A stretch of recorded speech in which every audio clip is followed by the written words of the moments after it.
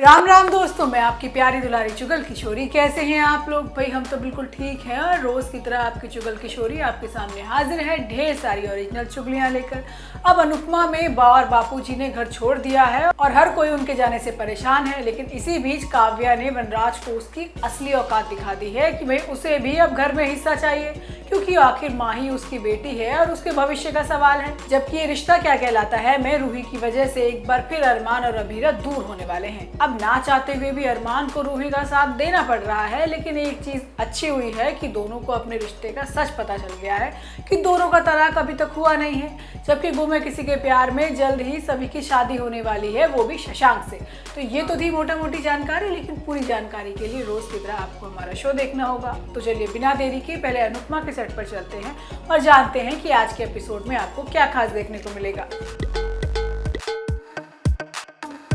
अनुपमा में एक के बाद एक 3 धमाके होने वाले हैं। अब जहां प्रॉपर्टी की बात होती है वहां अच्छे बदल जाते हैं। अब ऐसा ही कुछ काव्या के साथ हुआ है, जो अब अपनी बेटी यानी माही के लिए हिस्सा मांग रही है, जबकि बा और बापूजी ने घर छोड़ दिया है और सारा ठीकरा अनुपमा ने पाखी पर फोड़ दिया है, क्योंकि उसकी बदतमीजी की वजह से ही बा और बापूजी परेशान होकर चले गए। लेकिन आज होता ये है कि वनराज ने बिल्डर से टोकन मनी ले ली है। अब वनराज घर के लिए अनुपमा से भी बात करता है, लेकिन हसमुख यानी बापूजी सब कुछ सुन लेते हैं और वहां से चले जाते हैं।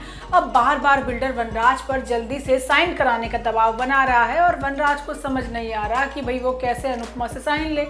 अब इस दौरान काव्या को भी उस पर शक हो जाता है। अब वो सवाल करती है तो वनराज कुछ नहीं बताता। वहीं दूसरी तरफ किंजल अनुज को समझाती है कि जिंदगी हर किसी को दूसरा मौका नहीं देती और अब आपको बिना देरी के अनुपमा को मना लेना चाहिए। लेकिन अनुज का कहना है कि अनुपमा हमारा रिश्ता टूटने का जिम्मेदार अपने आप को मानती है और वो फिलहाल कुछ समझना नहीं चाहती। अब ये सारी बातें छोटी सुन लेती है और डर जाती है। उसे लग रहा है कि अनुज अनुपमा को मना कर ही दम लेगा। अब अनुज इस बारे में दोबारा अनुपमा से बात करता है, लेकिन अनुपमा का कहना है कि उसने 5 साल जिंदगी के अकेले काटे हैं तो आगे के भी काट लेगी, उसे किसी के साथ की जरूरत नहीं है। लेकिन अनुज ने भी ठान लिया है कि उसने पहले भी 26 साल इंतजार किया है और आगे जिंदगी भर करने को तैयार है। मतलब शादी के लिए अनुपमा नहीं मान रही है और अनुज और किसी से शादी करेगा नहीं। वहीं पाखी अपने दोस्तों को घर के बाहर खड़ी होकर शाह हाउस की जगह बनने वाले टावर के बारे में बताती है, जिसमें उसका एक खुद का पेंट हाउस भी होगा। अब ये सब कुछ काव्या सुन लेती है और वनराज को झटका देते हुए अपना हिस्सा मांग लेती है। अब ये सुनकर वनराज के चेहरे का रंग भी बदल जाता है, क्योंकि वनराज का कोई इरादा नहीं था कि वो माही को हिस्सा देगा, क्योंकि वो तो उसे अपनी बेटी भी नहीं मानता। इसके बाद बा और बापूजी बिना बताए घर छोड़कर चले जाते हैं और ये बात किसी को नहीं पता। अब अनुपमा का गुस्सा वनराज पर फट पड़ता है। वो घर में सबको बताती है कि कैसे पाखी की बकवास के बाद बा और बापूजी का बर्ताव बदल गया, और वो वनराज को भी सुनाती है कि उसने बापूजी से घर की बात छिपाई होगी, जिस वजह से उन्हें बुरा लगा होगा। अब फिलहाल शो में सभी लोग बा और बापूजी को ढूंढने में लगे हैं। जबकि ये रिश्ता क्या कहलाता है में रूही एक बार फिर अरमान और अभीरा के बीच आ गई है। अरमान भी मजबूर है, क्योंकि वो रूही को सड़क पर बेसहारा नहीं छोड़ सकता, लेकिन अभीरा का कहना है कि रूही उन दोनों के बीच हमेशा रहेगी। वहीं दोनों के तलाक का सच भी सामने आ चुका है कि दोनों आज भी पति पत्नी हैं। लेकिन आज होता ये है कि अरमान को अभीरा की चिंता सता रही है, क्योंकि उसने माधव को खून जो दे दिया है। अब वो जबरदस्ती अभीरा को दवाई पिलाता है और अभीरा भी बच्चों की तरह नाटक करती है, लेकिन उसे अरमान का दवाई पिलाना अच्छा लगता है। इसके बाद दादीसा माधव के ठीक होने की खुशी में गरीबों में खाना बंटवाती है, लेकिन घर में अभीरा की परिवार वालों के साथ तस्वीर देखकर बौखला जाती है। अब वो नौकरों को कोसती है कि आजकल इनका तो ध्यान ही काम में नहीं है।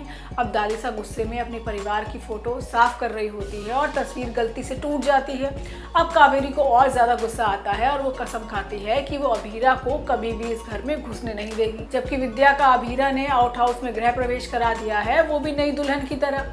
अब विद्या माधव की सेवा में लगी है, लेकिन अगले दिन अरमान और अभीरा की शादी की सालगिरह और अक्षरा की बरसी है। अब अभीरा अकेले ही मंदिर में पूजा रखवाती है और गरीबों को खाना खिलाती है, लेकिन वहाँ भी मदद के लिए अरमान पहुँच जाता है।